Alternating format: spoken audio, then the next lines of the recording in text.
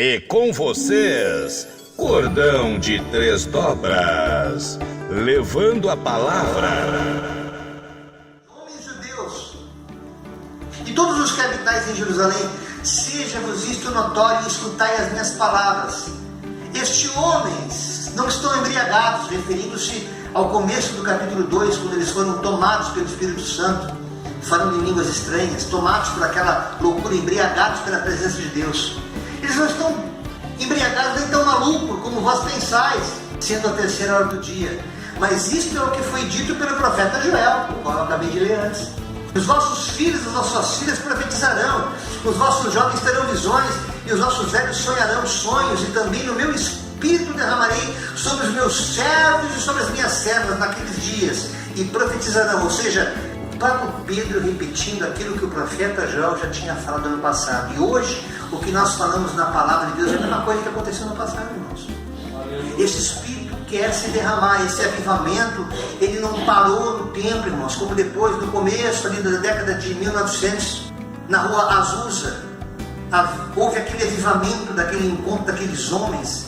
Foi um fenômeno inspirado no livro de Atos, quando no começo do capítulo 2 é falado que o Espírito se derramou sobre aqueles homens e falavam línguas estranhas, e as pessoas ficavam impactadas com aquilo que num primeiro momento parecia loucura.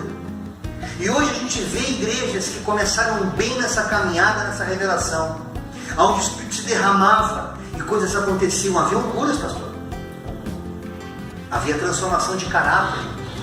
Mas o que aconteceu na caminhada?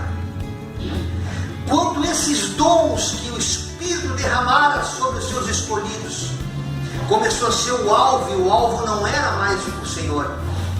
Quando nós perdemos a essência de colocar os dons do Espírito a serviço do reino, ou seja, os dons que Deus nos deu como adoradores é para servir a igreja e não para servir a nós. Buscai, pois, em primeiro lugar o reino de Deus e a sua justiça, e aquilo que nós desejamos em nosso coração para essa terra será acrescentado.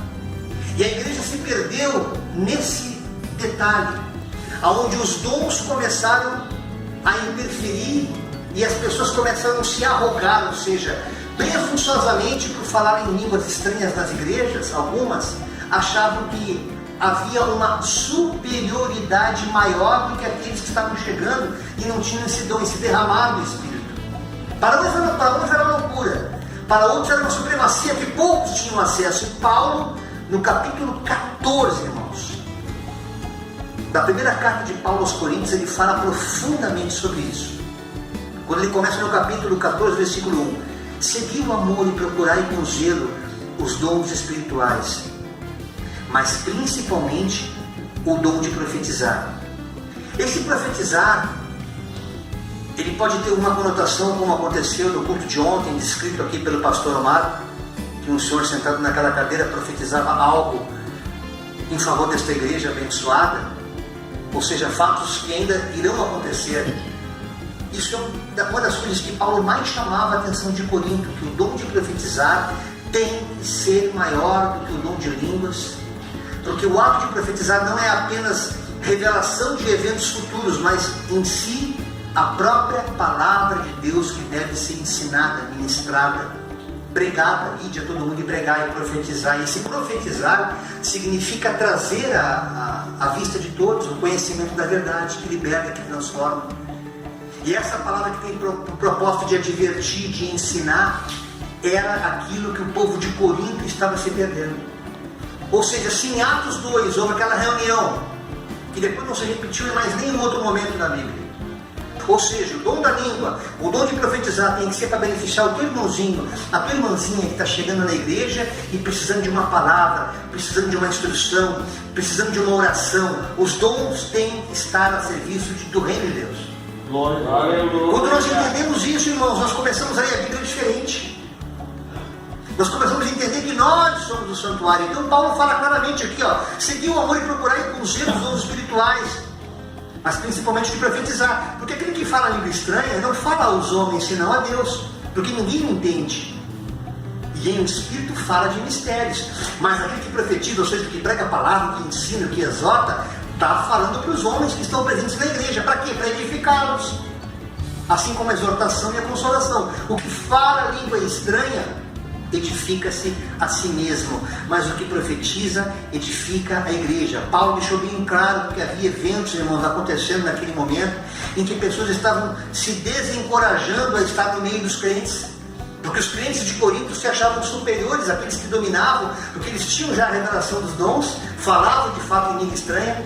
O próprio Paulo disse: eu também falo em língua estranha, queria muito que vocês profetizassem, que falassem em língua estranha, mas muito mais do que falar em língua estranha, vocês podem ter certeza que eu falo muito mais do que todos vocês. Paulo dizia: eu sou um poliglota, eu também falo idiomas de outras culturas, além das línguas dos anjos, mas eu quero que vocês compreendam que a essência maior do Evangelho está em ensinar a palavra de Deus. Amém. Glória. É isso que Deus queria passar para aquele povo que estava já ficando soberbo. Glória a Deus. E eu vejo, infelizmente, pastor, eu falo com todo o temor e tremor diante de Deus, porque eu aprendi a amar a tua vida desde que nós nos conhecemos na restauração. Há ministérios, especialmente pentecostais, que perderam esta essência que Paulo descreve aqui. Aonde o pentecostalismo virou apenas um barulho, um histrionismo, uma loucura. Eu cansei de ver irmãos falando para mim, irmão Jairo, o nosso superior, nosso dirigente, lembra, irmão André? Está mandando a gente pular, está mandando a gente gritar, porque se não tiver barulho não tem Pentecoste, não tem unção de Deus. E eu não estou sentindo nada, irmão Jairo. O que eu faço? Seja sincero com Deus, irmão. Amém. Amém. Porque não é o fato de eu ser histriônico. A glosolalia é um dom de falar línguas, mas tem que vir do Espírito, tem que ser genuíno. E ela só sai para edificação de mim mesmo. Se não houver quem profetize, se não houver quem traduza, melhor dizendo, não tem sentido nenhum, não ser para minha edificação. Quando eu comecei a entender isso, irmão, num primeiro momento dá a impressão que Paulo é frio. Parece que Paulo não tem o Espírito Santo, Paulo não é pentecostal. Paulo parece que não gosta de barulho. Não, irmão. Ele era mais do que talvez qualquer pentecostal na terra tenha sido durante todo o tempo. Porque era um homem cheio da presença de Deus. Era um homem que teve coragem de, mesmo não tendo caminhado com Cristo face a face como os outros apóstolos, especialmente Pedro, e chegava e exortava Pedro: para com bobagem, Pedro, que não é isso que o Senhor Jesus quer que nós façamos como igreja. Quando estava com aquela historinha lá de fazer cirurgia de fimose, né, que era o famoso, aquela cirurgia que os judeus tinham que fazer para poder estar na presença de Deus em santidade. Para com rudimentos judaicos em cima daquilo que é graça. A circuncisão não tem mais valor nenhum, a não ser que seja de fato no espírito, na alma. Então Paulo tinha esse entendimento, porque ele era cheio do Espírito Santo de Deus. É verdade. Havia sabedoria naquele homem, irmãos. O Espírito Santo é sábio. João 14 fala, quando João claramente está dizendo ali no livro Evangelho de João, Jesus fala para os seus discípulos: é melhor que eu vá embora, é melhor que eu suba, vai fazer bem para você. Se eu ficar aqui vai dar problema. Porque mesmo sendo Deus, eu sou, você sabe, eu sou 100% homem e 100% Deus. Eu não posso estar aqui em Alvorada e vai em Sapucaia ao mesmo tempo. Mas o meu Pai vai enviar outro Consolador, aleluia. E esse vai estar dentro de vocês. Glória a Deus. E vos ensinará e vos fará lembrar de todas as coisas. Esse espírito de sabedoria, irmãos. E aí Jesus, maravilhosamente, ele fala naquela oração de Lucas 10, 17. Depois dos 70 ou 72, há uma variação, né, de evangelho para evangelho. Em Lucas, fala-se que os 170, depois de terem voltado, com uma experiência tremenda, saíram de 2 em 2 para fazer a obra de Deus, eles voltaram cheios de si mesmos. Ah, Senhor, até os demônios se submetem a nós em teu nome. E Jesus respondeu: eu vi Satanás caindo do céu como relâmpago. Vocês param com esse negócio de vaidade, param com esse negócio de achar que vocês, em meu nome, expulsa demônio, porque isso é uma coisa natural. Eu dei essa autoridade para vocês pisarem em cobras, escorpiões, sobre todo o poder do inimigo. E obviamente que nada lhes fará dano algum. Contudo, não se alegrem por isso. Não se alegrem porque vocês botam a mão nas pessoas lá e os demônios se submetem a vocês. Não. Alegrem-se porque essas pessoas pelas quais vocês oraram, essas pessoas cujo dom veio do meu Pai, derramado sobre vocês, não para vaidade própria, mas elas servem apenas para que vocês submetam os espíritos imundos a vocês, mas para que o livro da vida contenha o nome dessas pessoas. Aleluia. O nome delas tem que estar no livro da vida. É isso que vocês têm que se alegrar. Amém. Naquela hora, Jesus, exultando no Espírito Santo, disse: eu te louvo, Pai, Senhor Deus do céu e da terra, porque tu escondestes, tu ocultastes essas coisas dos sábios, aos sábios e cultos, estudiosos, estudados, e as revelastes aos pequeninos. Sim, Pai. Amém. Pois assim foi do teu agrado. Lá em Mateus 11:25 ele fala a mesma coisa, né? Ele pedia para que nós não colocássemos ênfase nos dons espirituais, do avivamento, o verdadeiro avivamento na igreja, seja ela batista, seja ela pentecostal, seja ela presbiteriana. Deus quer que nós entendamos que o avivamento nada mais é do que a consciência de que estamos aqui como peregrinos para levar a boa nova a toda criatura, para que as pessoas venham ao arrependimento e compreendam que Deus tem um propósito futuro e eterno, de eternidade em eternidade para cada um de nós, sem fazer acepção de pessoas. E Ele vai nos capacitar, Ele vai nos selar através desses dons. Aleluia. Mas se você não fala língua estranha, irmão, eu já vi tanta gente, pastor, lá em São Paulo especialmente, um irmão muito querido, ele ficava deprimido, lembra, irmão? Já eu fico impressionado que tu e a minha esposa, até a irmã Denise, vocês estão sempre em língua estranha, não sai nada, em mim não sai nada. Ele se sentia pequeno. E esse irmão uma vez veio visitar a gente aqui no sul, estava em férias, e Deus usou aquele homem poderosamente, sem falar nem alabaxanda, nem alabraxeba, não saiu nada. Ele só tinha amor no coração dele. E num abraço que ele deu no irmãozinho nosso, num culto doméstico, quando nós fazíamos na casa onde nós morávamos, de aluguel, fazíamos cultos em garagem. Até hoje o senhor tem os papéis comprovando a cura daquela hepatite que era incurável. O médico olhou aquele exame e falou assim: eu não sei o que aconteceu contigo, mas o teu caso é um em não sei quantos mil. O teu vírus, tu pode morrer de unha engravada, pode morrer de câncer, morrer de qualquer coisa. A hepatite não te mata, é como se o teu sangue tivesse se tornado uma vacina contra a própria doença. Aleluia, Senhor Jesus. Só num abraço daquele homem Deus foi ouvido de mim. Os dons estavam a serviço daquela pessoa. O verdadeiro avivamento, quando você ouvir falar em avivamento, lembre-se dessa administração desse pequenininho que vos fala aqui nessa humilde igreja. O verdadeiro avivamento é esse.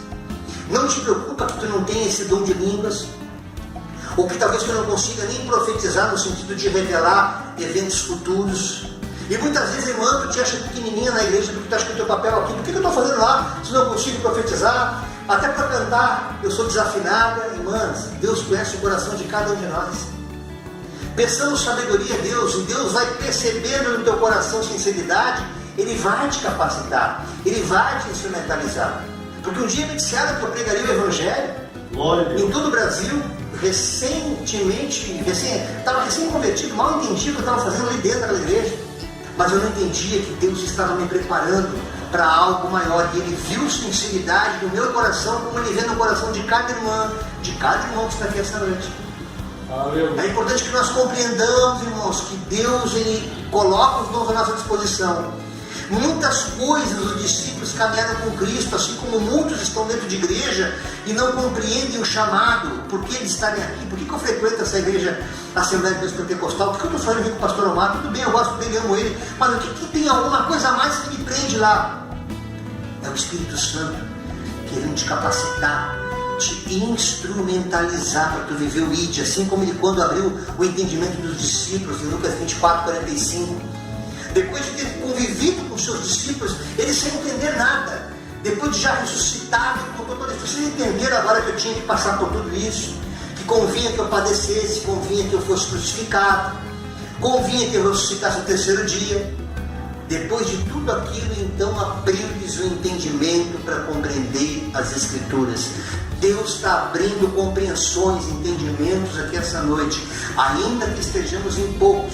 Uma alma vale mais que o mundo todo. Portanto, eu sei que eu não estou de Varde ou de Váldia, como o gaúcho fala. Não é em vão que eu estou aqui essa noite, mas com o propósito de que algum dos irmãos ou das irmãs que se encontram aqui, Deus quer abrir essa compreensão.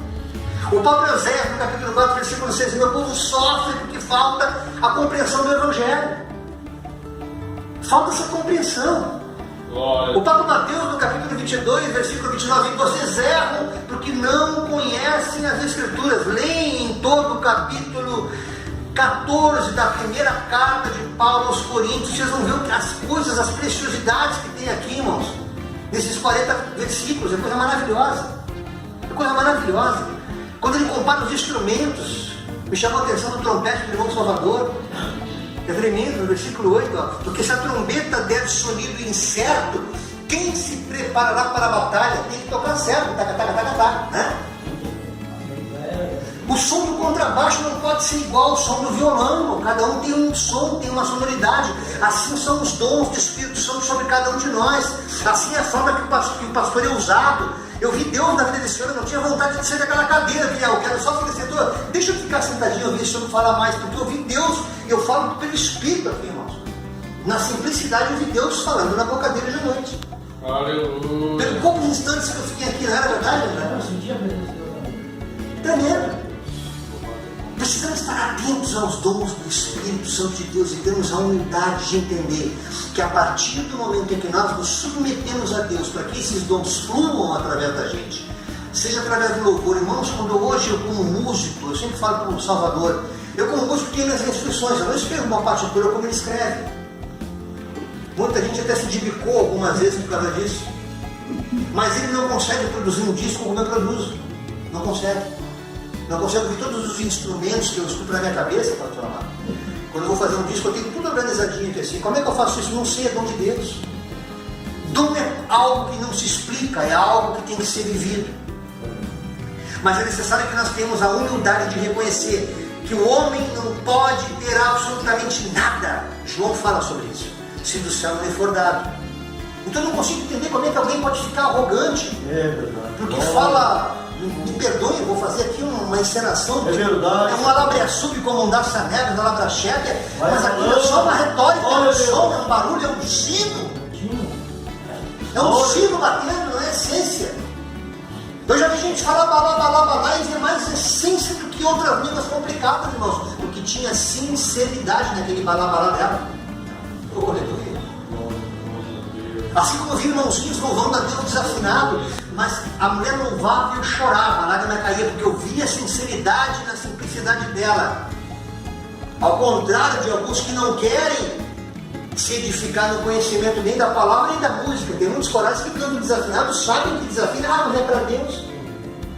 Não querem aperfeiçoar os dons. Não querem estudar a Bíblia.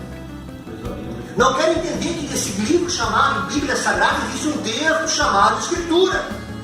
Mas que nesse texto chamado Escritura, alguma coisa daqui já caiu em caducidade. Não está valendo mais. Mas o que está valendo é o que Jesus falou, tanto no Antigo quanto no Novo. Como o pastor falava essa noite aqui, eu me regozijava, estava no Espírito, ele nem sabe o que ele disse. Era profundo demais. Jesus falando com Moisés. Poderia chegar algum incauto e dizer assim: esse homem está bêbado, como é que Jesus poderia falar com Moisés se Moisés está no Antigo Testamento e Jesus está no Novo? Mas ele estava no Espírito. Ele está falando do Cristo, o Verbo, antes de se fazer carne. Antes de João capítulo 1, aquele que disse que ele... Aleluia, aleluia. Antes de Moisés eu sou. Antes de Moisés eu sou. Glória a Deus. Já pairava sobre as águas do Espírito. Amém. O Cristo Messias, antes de se tornar Yeshua, antes dele vir se tornar o filho da Maria, aleluia, antes dele se encarnar nessa terra, ele já era. É o Todo-Poderoso, é o Alfa, ele é o Ômega, é o princípio e o fim de todas as coisas. A tua compreensão só pode abrir dentro desta ótica. Não tenta entender de forma teológica, racional, que você vai virar um doutor da lei e Deus vai cegar a tua compreensão, como eu tenho visto muitos presunçosos, muitos arrogantes. Irmãos, eu já fui peitado por teólogo, pastor. É verdade.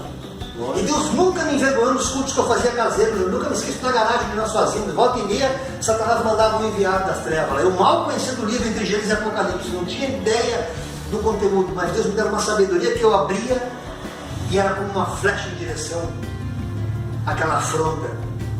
Porque não se engane, Deus não se deixa escarnecer, de Deus não se zomba. Quando Deus vê sinceridade naquilo que tu estás fazendo, como Ele vê sinceridade no teu coração em abrir esse lugar, que para muitos é loucura, Ele honra, irmãos. Ele honra.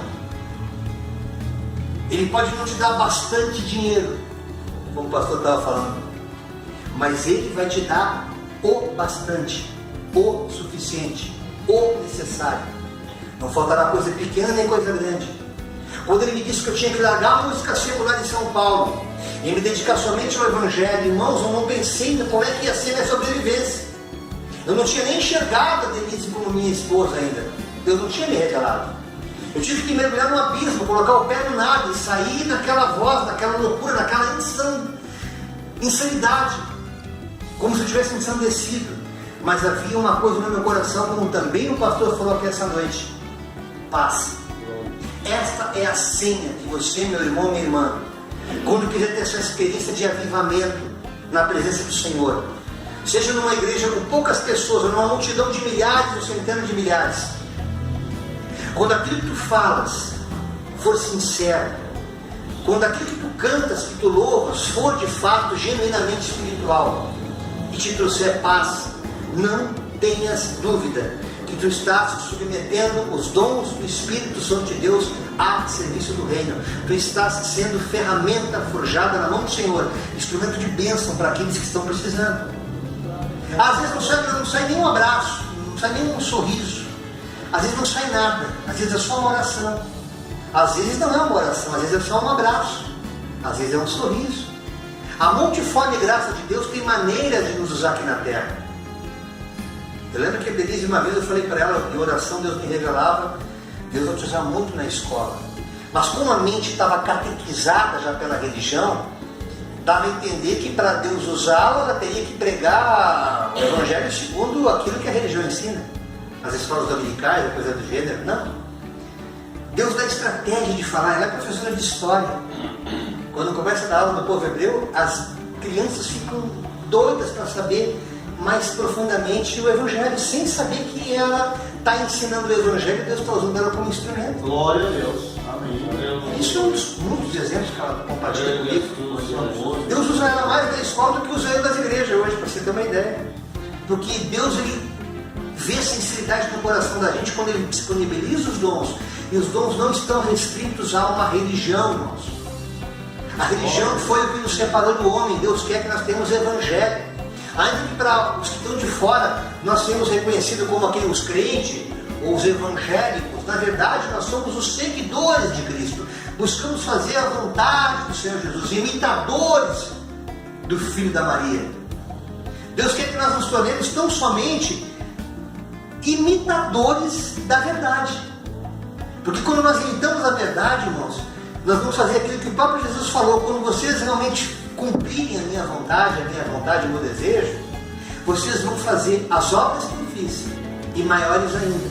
Amém. E muita coisa, no livro de Lucas mesmo, e tantos outros evangelhos, aqui os 4 evangelhos, ele tinha a falar, mas o povo não tinha como suportar tanta sabedoria. A alma estava cauterizada, a mente estava atrofiada, estava fechada. É importante que nós compreendamos que o Pentecoste, aquele evento ocorrido em Atos capítulo 2, que é o poder de Deus derramado, aquilo que aconteceu no passado, Deus quer que aconteça no presente, mas com sabedoria, sem histrionismo, sem loucura, sem desequilíbrio e sem barganhas com Deus. Não, eu vou lá naquela igreja porque lá tem aquele pastor que fala língua estranha e tem uma profecia para mim. Não, ele tem que ir lá porque Deus, ainda que use ele de profecia e ainda que ele fale língua estranha, lá tem uma palavra que vai me fortalecer.